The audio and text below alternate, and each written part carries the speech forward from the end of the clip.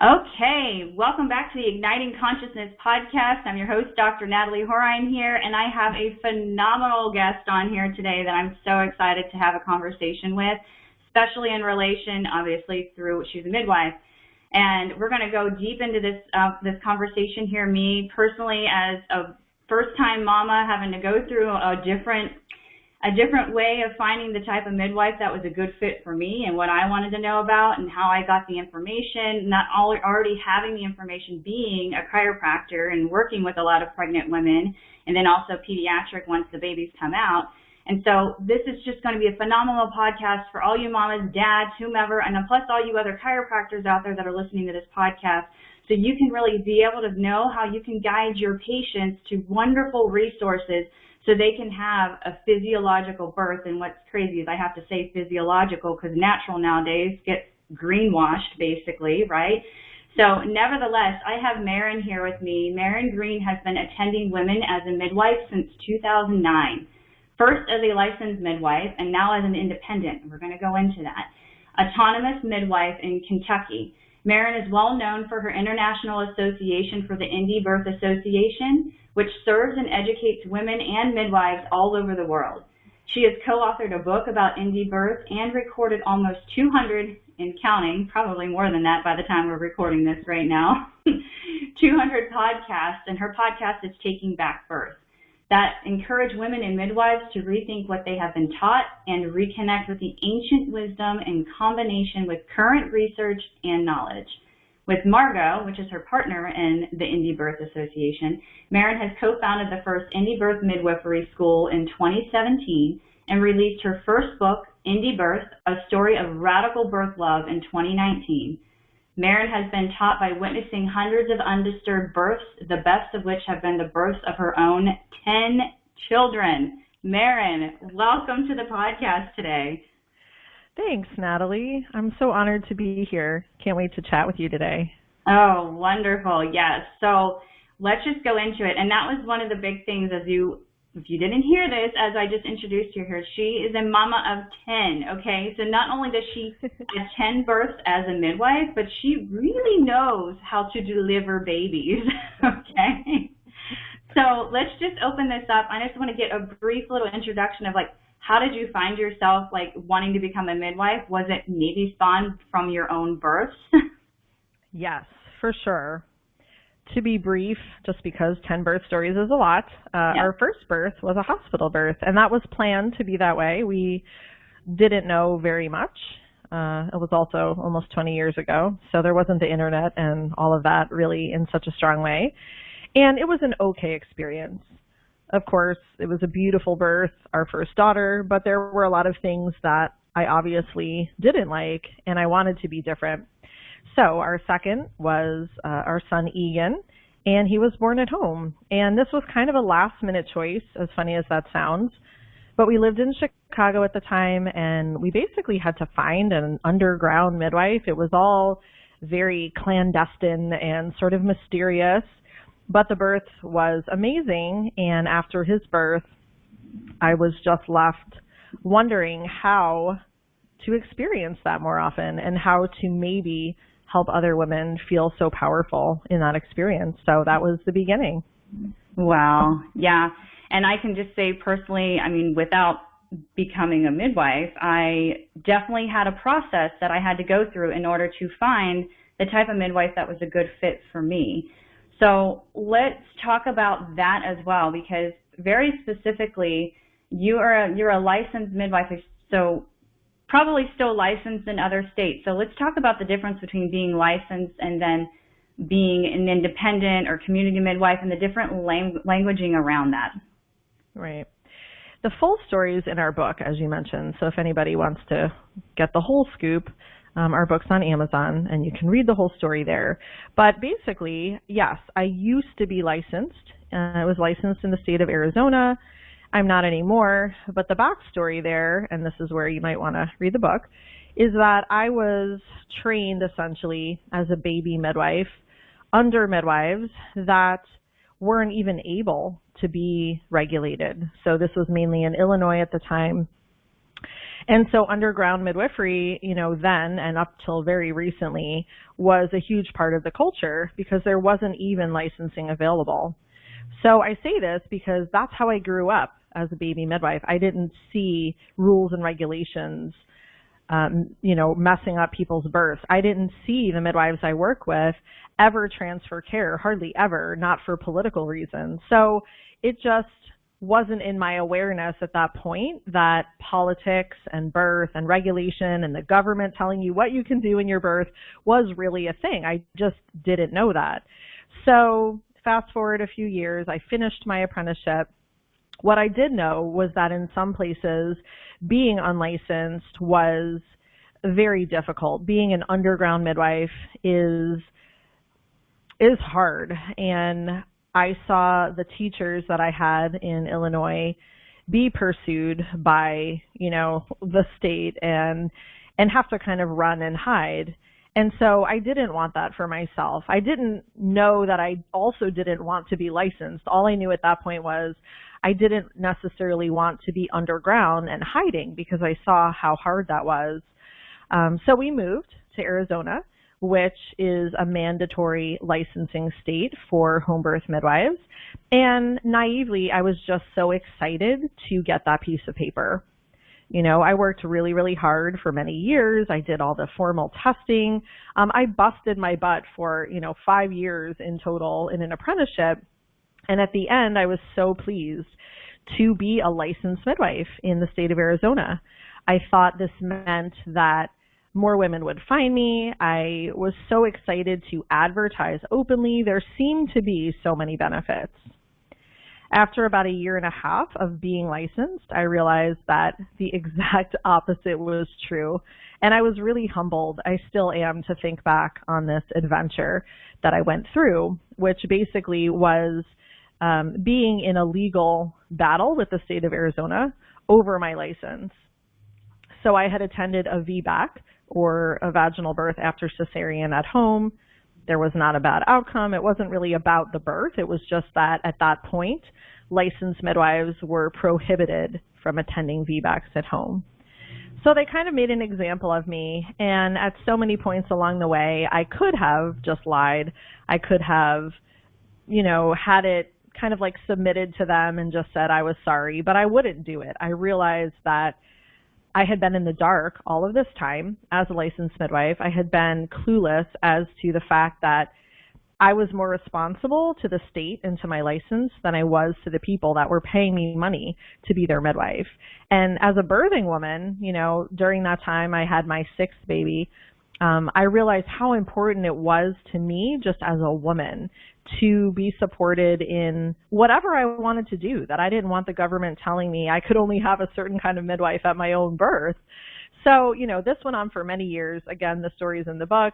And I came out of it just knowing I never wanted to do it this way again. And so the state of Arizona offered to settle. They really, I think, were just kind of teasing me the entire time. I spent a lot of money. It was very stressful, and they were just going to let me keep being licensed, but I didn't want it. And that was really profound. Again, it came after my 6th birth, which was a free birth, and I was so sure that my new path was going to go somewhere else. And I wasn't sure where. I really wasn't sure how I would work as a midwife without a license, because we're told, oh, you can't do that, and oh, you'll wind up in jail, and oh, oh this and oh that. But I knew in my soul I could not keep going in the way that I was. So I gave my license back, and I think there's the letter I wrote to the state of Arizona online somewhere. And I was really, really happy and excited and nervous to send them this letter and just say, I don't want it. You can keep it. Women, there's a lot of women that don't want this. They don't want what you have. They don't want to be regulated, and I won't participate in it anymore. And that was 10 years ago, almost 10 years ago. That is literally the experience that I had, and I can say I have a knowledge base and I had resources for me to find a midwife like yourself, but here in the state of Arkansas.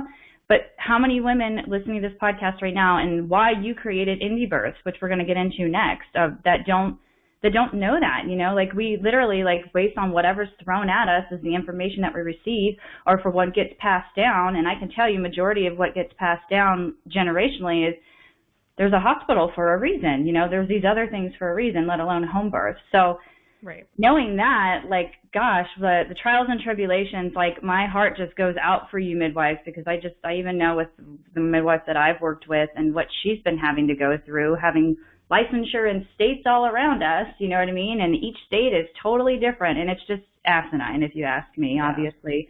So my heart, I'm just kudos to you for standing up for that, and like standing up not only for you, but like standing up for the women that you're serving, okay? And so cue me in and cue the listeners in. I'm assuming that's kind of part of why you and Margo came together to create Indie Birth. So how did Indie Birth, being a baby itself, it's its own entity, right? How was that birthed? Right. It's such a great story too, I think, because it's all about timing and just serendipity. Indie Birth started as a print magazine, and that was before Margo. That was when I was a student in Arizona.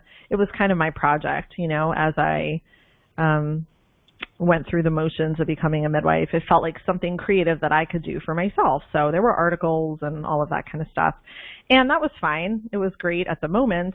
But once I met Margo, which directly coincided with this whole adventure I just described about the state and the license, everything changed. And of course, we didn't know it at the time. I didn't know that Margo was so fiery and believed all of the same things, even though she was a lot younger. She obviously wasn't a midwife. She was just curious about midwifery. She had some history in college studying things like gender studies and politics. So, now in hindsight, she was the perfect person. She was the perfect partner to eventually develop, because she watched me go through all of that. And I think she already had these beliefs, right? She already had these beliefs about government not interfering and all of that kind of stuff. But she got to kind of live it alongside of me. So once I was through the worst of it, so to speak, came out the other side, and I knew I would still be a midwife, I had to find a different way. That was really when it felt like Indie Birth was born for both of us, because we realized not only was there so much education that parents needed, that women needed, but also midwives. And then, fast forward a bunch of years later, we developed a school to try and create more of these midwives, because there's so much to know. I wish it weren't that way some days. I wish it was simple and, babies are just born and midwives are easy to find, but it's really not. So through the years, we've just continually inspected these beliefs and tried to stay really true to our own voices and what we believe. And we love to offer just really amazing content to people so that they can learn and find their own power. And if this is what they choose, if they choose a midwife at home, that's great. If they don't, because that's not right for them, that's also great. It's really opened up, I think, the conversation and the possibilities with the work that we do, because it's really about just finding your own power. That's really what it comes back to. Yeah, very much so. And that's the basis behind the work that I do, even within chiropractic, for men and women alike, where I just want to empower people to trust the innate intelligence within their bodies to be able to heal, to be able to birth, to be able to live the life that you love, because we weren't here on this planet to just work and, not enjoy life, right? And so within that, we got to come back into the essence, the soul essence of who we are, and like trusting in the creation that we are, right? Yeah. Without getting spiritual, esoteric, or, anywhere on it. It is what it is. It's fact, right? It's like spirit and science come together. And that's another thing, is I'm really wanting to bridge that and really empower definitely women in the birthing and pregnancy community, because as a neurological chiropractor and seeing like pregnancy and then like pediatric, I can't tell you, like, I could tell you, like every other mom that I'm seeing in my practice, they're not being empowered. They're being disempowered is what's happening. And I only have so much time with them as a chiropractor. They're coming to me because of just stereotypical low back pain, pubic bone pain, helping to make sure if they're, I'm not saying we flip babies, but I like do a particular technique to help allow the baby to physiologically get in the positioning that it needs to get in. When mama's comfortable, baby's comfortable. So, but I can't have that conversation. It's up to them. Like, they need to empower and like spread the knowledge. So I want to bring the resource and like indie birth is like a perfect resource for them to educate themselves, because even the birth educators in our area they're fantastic, you know, but at the same time, they're not hearing the information what you guys share. So if you wouldn't mind kind of opening up, like I know you have your 13 Moons course. Is that a newer course that you have that is separate from the original indie birth, or is that part of it there? 13 Moons has been around for a couple of years. We had an older childbirth course called How to Have an Indie Birth before that, but I think it's been a couple of years. 13 Moons is everything we would want our clients to know. That's kind of how we came up with it. So it goes from preconception, you know, if you think of the 13-moon cycle being the childbearing year, you go from preconception all the way through, obviously, a pregnancy, and out the other side into the postpartum and mothering. So this class, this online course, literally has hours and hours and hours and hours of all kinds of content about that entire journey. There's also just a really great community of other women all around the world that are in the course. There's a virtual circle. In fact, I think we have one this week. They're monthly, and women who are in the course can come and participate in that. And the best part is that as of about a year ago, we decided to experiment making this course a pay what you can. So it was almost $500 when we started it, and it's totally worth that, probably more. But, you know, we wanted more women to have access to this information, and we trust that it will come back to us as we need it to, you know, and really being generous has felt so good. So for $20, that's, I think, the lowest we allow people to pay. They can get access to this course that probably will change their lives. We've had people take it, you know, again and again through multiple pregnancies.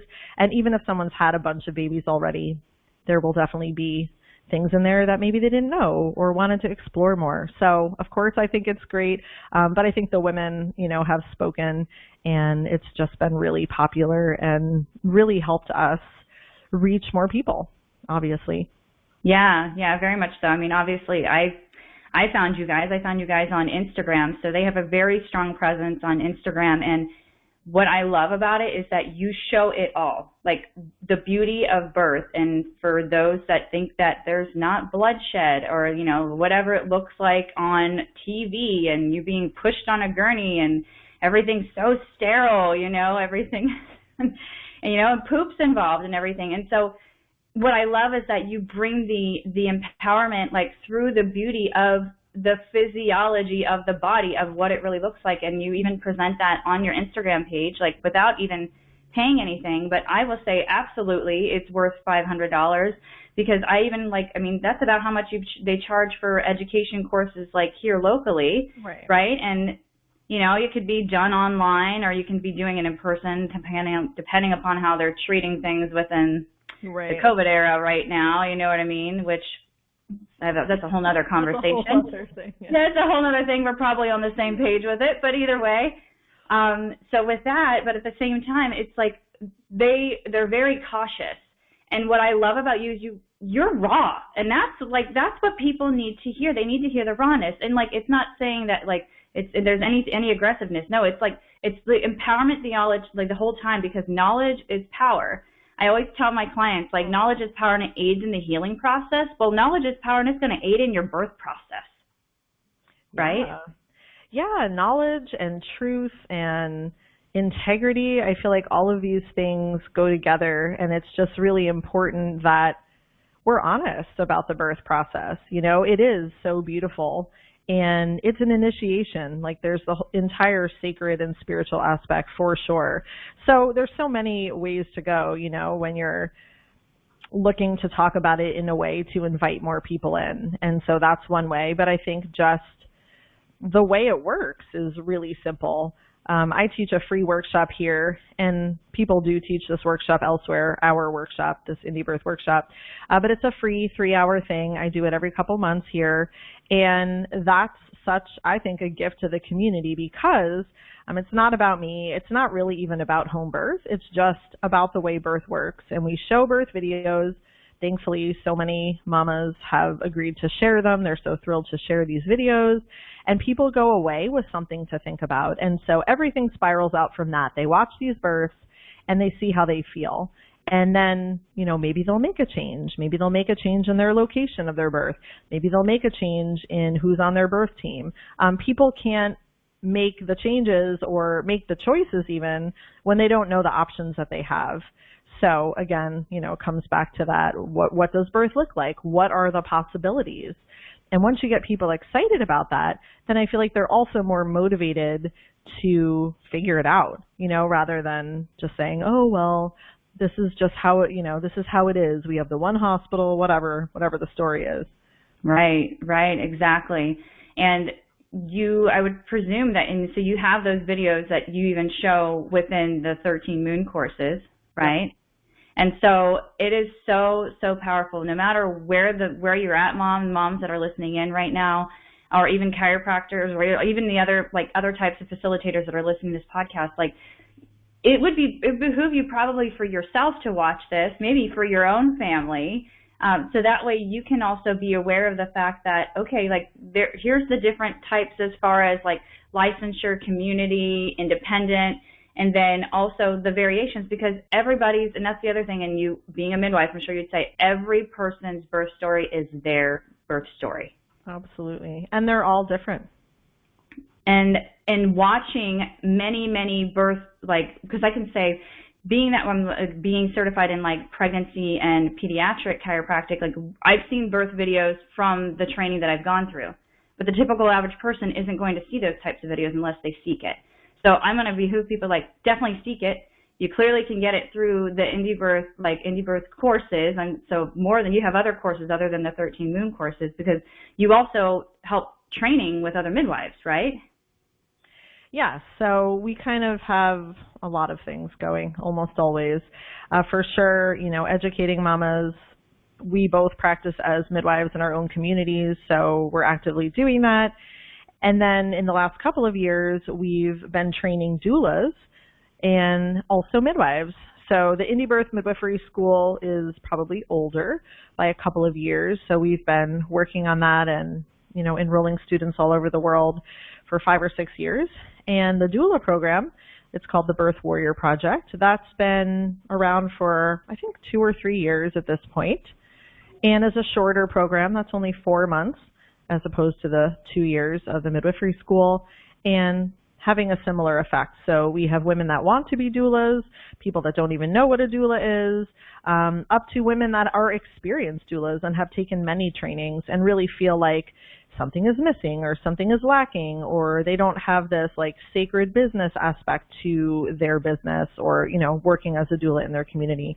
So we're excited about all of those things. It's so amazing that we get the privilege to do that every day and just help other women figure out how to do this in a way that feels really right in their communities, because we're needed everywhere. More midwives, more doulas are needed everywhere. Yeah, absolutely. There's even parts here in Arkansas and probably in every state where, they're smaller cities, or maybe they're small enough to be considered a village, that their options really aren't expansive at all, other than the closest hospital or something like that.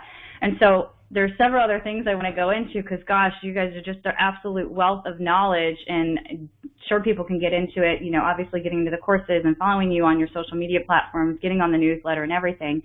However, what I am intrigued in, too, with people that want to do a free birth, couldn't you be facilitative with them in their free birth? One, because they need the education in order for them to want to do free birthing. And I'll have you describe what a free birth is for people that are like, what are you talking about, a free birth, other than it financially being free, so to say.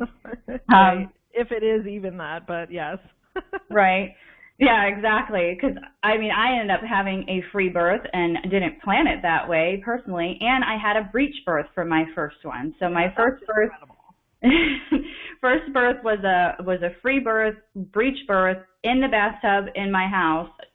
Didn't notify my midwife in time, because I've heard now that breech births are considered silent labors because they go from 0 to 60 like that. Yeah, and if you're lucky, for sure. And I was in complete denial when I was in preterm labor, of thinking I was preterm labor that could last for days, for all I knew, and clearly it was just a couple of hours, because I was in active labor. Wow. So midwife, and that's what I want to get into. So just so happened with my midwife, she was forced to have to utilize video chat, FaceTime in this case, because she was 40 minutes away by the time I notified her that I'm having this baby right now. It was actually my husband that notified her. And so she's driving in the snow, like Cruella de Vil, with a little, like, hole in her, like, you know, just defrosted area in her window, driving and FaceTiming at the same time. So I'm just like, the things that you midwives do, you know what I mean, to be there and to be present. So she had to not only, she had to be able to, like, recognize what was going on. And, of course, this is the funny thing, like, told my husband, let me see her vagina, rightfully so.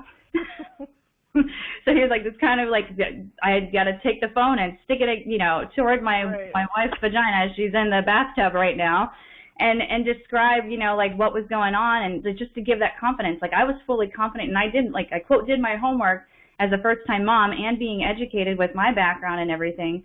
But still, I needed her as a support, even if it was basically, in this case, virtually, right, and remotely. So I'm also thinking, like, if she was able to do that because she wasn't physically there, like, you could facilitate people doing that, too, for people that are having free births, and maybe they want you as a midwife. Could that be something that you could do then? I mean, not saying, like, that call you during the time so that way you can help facilitate and give that confidence for mama and for their partner at the same time? Yeah, we get a lot of inquiries from women and families that maybe don't have a midwife either at all or one that they really want to hire where they live. So we do a decent amount of virtual prenatals. I've been doing them for a long time. You know, I'm usually, like, pretty booked up with those from women all around the world. And most of those women honestly aren't having free births. They might be seeing a doctor. They might, you know, they have a midwife, but maybe there's something specific they want to focus on, or, you know, talk about, like, the sacred aspect of something or other, you know. So there's a very specific reason usually that they book them. But over the years, there have been people that, you know, have said, like, hey, there isn't anyone here. Would you maybe be on call? And my answer always is maybe. Like, if I get to know you really well, as much as I can, right, online, I know your partner, if I feel really great about that, then we can maybe work something out where I'd be willing to answer the phone. But I'm very clear, and I have this in a contract as well, that is not midwifery. So, you know, it's one thing when you've hired a midwife and you already have a relationship like you did, and sometimes the baby comes too fast, like, you know, and everybody just does the best they can. But to me, after lots of thought, I don't really think it's midwifery. It's maybe a different kind of support, and maybe that's just right for somebody, but I think just being really honest about the limits, especially for a first baby, because I think people intentionally planning free births for their first baby, I don't think it's the greatest thing, mostly because support is great. And, you know, sounds like you were really supported because that wasn't actually your plan. But for people that is their actual plan and they really are kind of going at it alone, there's too many variables. So if someone calls me and they're like, well, I've been in labor for 3 days, you know, what am I supposed to do over the phone? Right? There's nothing. There's nothing I can do. There's not a way of assessing where they're at. There's not a way of knowing how their baby's doing. So again, you know, I think it's not totally off the table in this day and age of people kind of like living all over the planet and just wanting support, but being really clear that to me, that's not midwifery. I think midwifery is a very intimate relationship, and usually you wind up at that person's birth, you know, usually. And even if you don't, right, you had someone to call in the postpartum, you had someone that like really knows you. And I really would love to get back to that. So with our midwifery school, that's our hope, is that there will be more women around the planet that can be this in-person, you know, knowledgeable, intuitive, wise support, rather than like this rise in free birth because people don't have options. I think that's sad. Yeah, and that's exactly what it is. Like, bingo on that one. It's because they don't have options, and they recognize enough that I don't like the way it's going with this system right now. Right. So I'm going to take it into my own hands, which absolute, you know, kudos and love and support for that. But we're also in the day and age of technology, and we can utilize social media to our advantage of being able to get courses like what you guys have, be in the community, like the communities or like the indie birth community that you guys have, so that way they can talk to other women, and who knows, you know, what can happen from there to get them the support that they need. So leading into that as well, or furthering into that, So you obviously, like, you're able to support, like, all the birth teams. So all people that can be part of the birth team, which people can learn about that from the doulas to, like, you know, postpartum doulas as well. And I'm sure, and then the beautiful thing is, like, having them communicate with one another, especially if they're going to be in the same place at the same time. So that way everyone knows their, you know, the roles that they can play and how it can be facilitated beautifully. But then there's, you know, fourth trimester, right? Postpartum. So do you have education around that too, like moving into, you know, breastfeeding and then the variables around that, because there are so many variables around that, right? You know, whenever after mom, like, it's a beautiful process with having the baby and you moving into that portal, literally it's an opportunity as a mom to go through that portal, and you've obviously had the opportunity multiple times, many times, but then supporting them once they have that baby out there too. So they're kind of like parenting education and everything as well. Yes, in 13 Moons, there's all kinds of information from, you know, vaginal steaming after birth to pelvic floor health to pottying your baby. Like, there's so much information in the course to continue to support people. One-on-one, personally, here, it's always been a huge area of interest to me to support people as best I can with postpartum preparation. You know, I think there are a lot of midwives that don't, for whatever reason, and the baby's born and they're just kind of like, well, guess we're done now, you know, let's weigh the baby and I'll check in every couple of weeks. And truly, you know, it's not a job that is only for one person. So sometimes I find myself wishing I could do more, but you know, you can't be the only support for a postpartum mom. You can be a really great support, but I think we need, like you're saying, more. We need more of a team, a postpartum doula or just a birth doula that will do postpartum visits, a community that's supporting the mom and the family with bringing meals, you know, friends to have around to tell your birth story to and to cry to, friends that have breastfed or even better.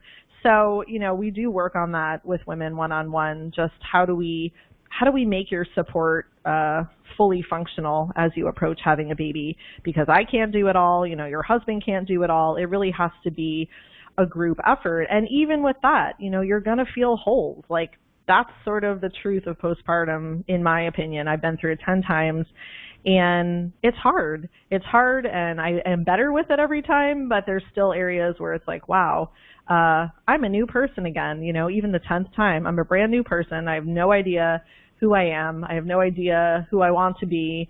You know, so it's just kind of like these honest discussions for women too, to be like, yep, you're in the void. We don't quite know where it goes from here, but I'm here if you need to talk, you know.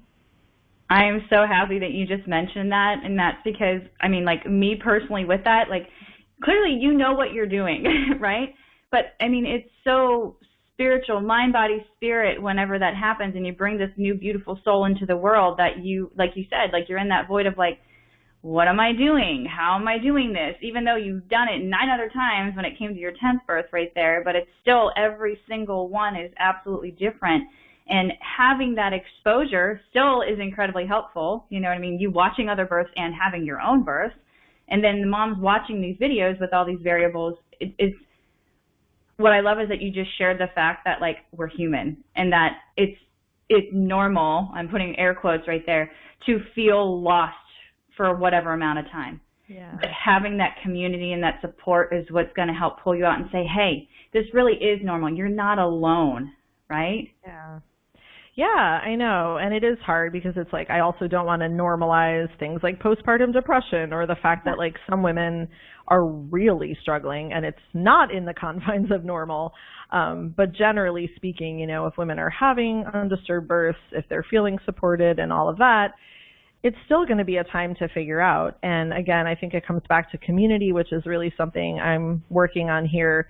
We have a mama circle now where the pregnant women come and sit with the postpartum women. Like, what better than that to see, like, the full circle of the experience and to just share stories. Like, that's really what I think we have to get back to. So I love virtual stuff. We have a lot of virtual stuff, but I think it comes back to, like, in person, you know, being able to hug another woman and hold her baby for a minute or nurse her baby for a minute if she needs that, whatever.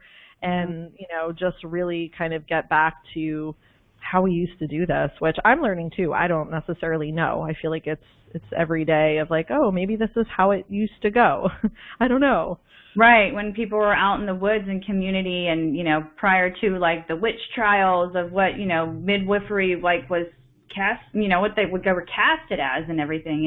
And, that would be a whole nother conversation, so I won't start going into that. But, I mean, but to bring it back, because I feel like there's like a quote, and obviously that's like the theme, is you're wanting to bring birth back, right? I mean, that's your podcast title, is Taking Birth Back, right?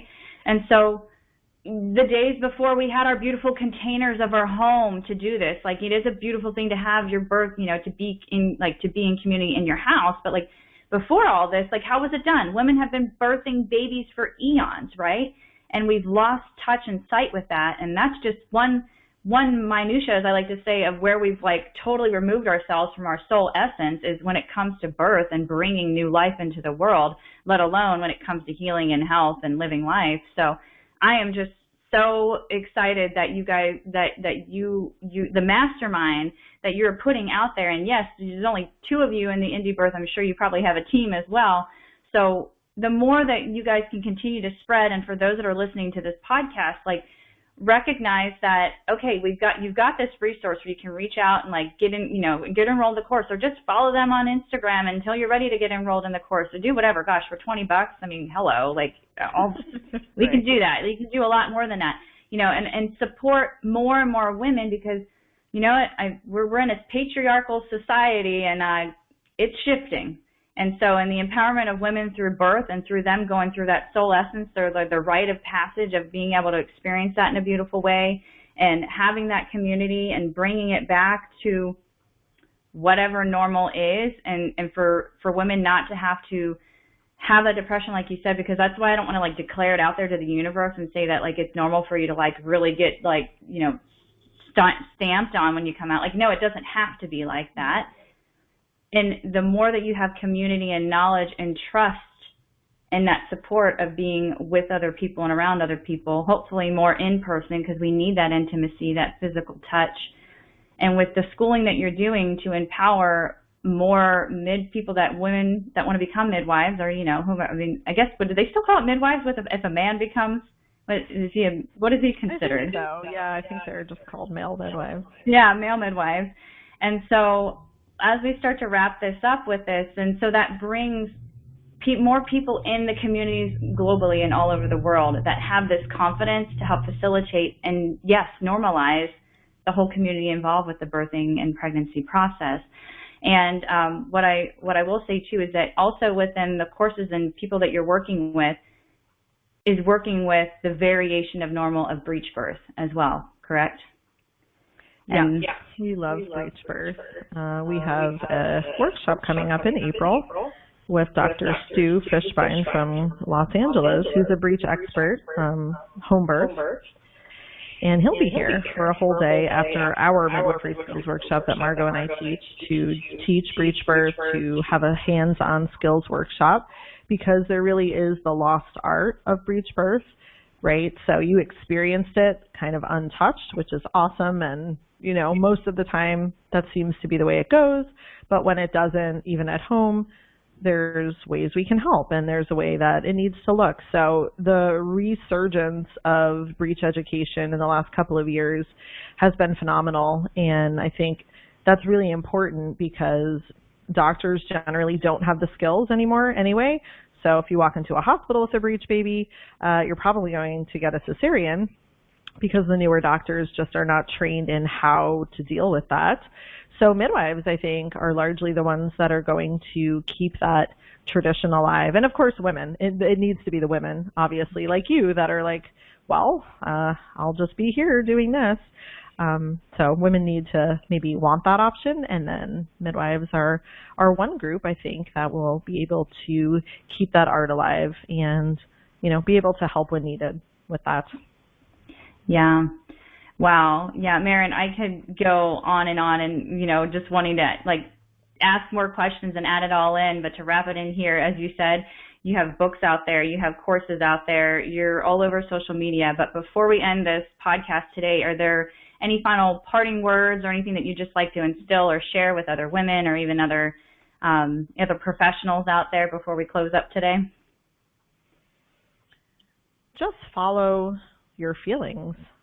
I think when we think about birth, we get in our heads, whether we're the birthing woman or maybe we're the partner. There's a lot to know, and that can feel overwhelming. So on one hand, yes, there are things to know. We have tons of education, but actually a lot of our education really focuses on helping people reconnect to what they already know. So it's not an intellectual learning. It's like a remembering.